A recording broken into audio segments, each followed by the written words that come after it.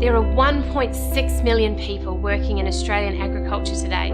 Even in this day and age, farming still requires hard yakka. Getting your hands dirty, long hours starting before the sun is up, and often coming home well after it is down. But it's not like this all year round. Many say that the work is so rewarding, seeing the crops harvested after months of toil, sweat and care. Watching the miracle of nature with new calves and lambs being born. Hearing someone say with their mouth full that this is the best apple they've ever had. There's nothing better anyone can say to make you want to do it all again tomorrow and next week and next year. The opportunity to grow up on a farm is one that only a privileged few get to enjoy. In a fast-moving world of technology, the basics of life can be overlooked. Dirt, dust and mud are the realities of living on the land, and farm children experience them all. Producing 30,000 lambs a year, we need all the help we can get. Tasmania is in the box seat to produce a premium quality product the world wants, and that's the business we're in. Staff are the key to our success, and we aim to employ the best people and give them the opportunity to grow within the business. The challenge is to get young people into agriculture, and we have failed as an industry to do this well. It's now our biggest challenge, but there has never been a better time for young people to get into agriculture. Today, there are many more careers that one can explore to make their mark in agriculture and have an impact on more people than just themselves. I love the diversity of my job. In any given week, I can be shearing someone's sheep in the Flinders Ranges, travelling across 4 states on a lamb scanning run, organising lupin deliveries, or simply selling my own stud stock at home. I started shearing when I was 26. I have always loved watching shearing since I was a kid. I shore my first 200, actually 207, in my second year of shearing. Victor Dang and his family were refugees 40 years ago and have been farming strawberries in the Bundaberg region for 10 short years, but have achieved an astronomical amount.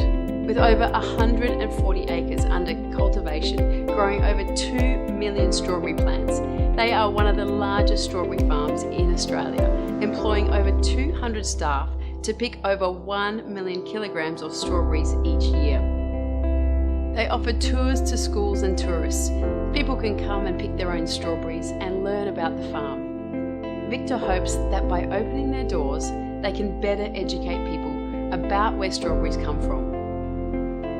So often I hear from farmers that are struggling to find staff, and the media can often be part of the problem, highlighting the cowboys and pushing the negative events and hardship stories of agriculture.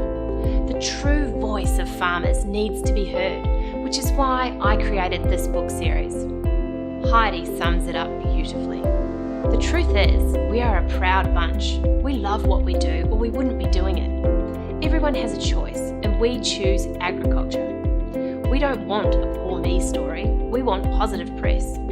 So I think we need to take it into our own hands and show people what we're really made of. Dreams start at school.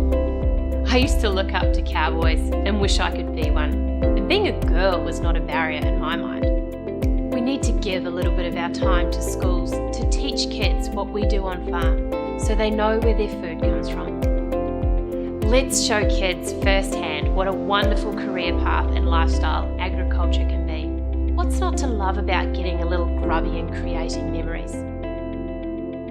23 stations, 4,400,000 hectares, more than 200,000 cattle, more than 240,000 sheep. We have a responsibility to provide a place to teach young people how to run a business. Not just how to draft and shear and muster sheep, but how to measure and manage all of the complexities that make up farming. How to make sense of it all and how to make good decisions. I don't see this as something I do for our benefit, but more just for them and the industry. For the older generation, their identity is sometimes so bound up in where they live and what they do that they cannot imagine living anywhere else or doing anything different.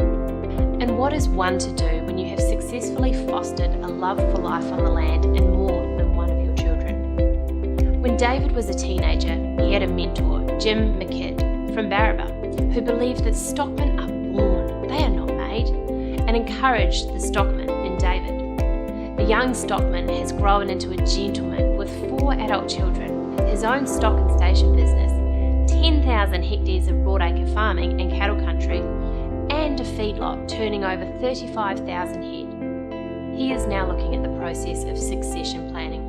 In David's opinion, the strength of a business is how the forebearers prepare for succession, so that when it's time, it is a quiet, smooth and seamless handover for the betterment of the business. Too many small businesses fail because of poor planning. In our business, with staff, clients, contractors and suppliers, too many people would be negatively impacted if we didn't get it right.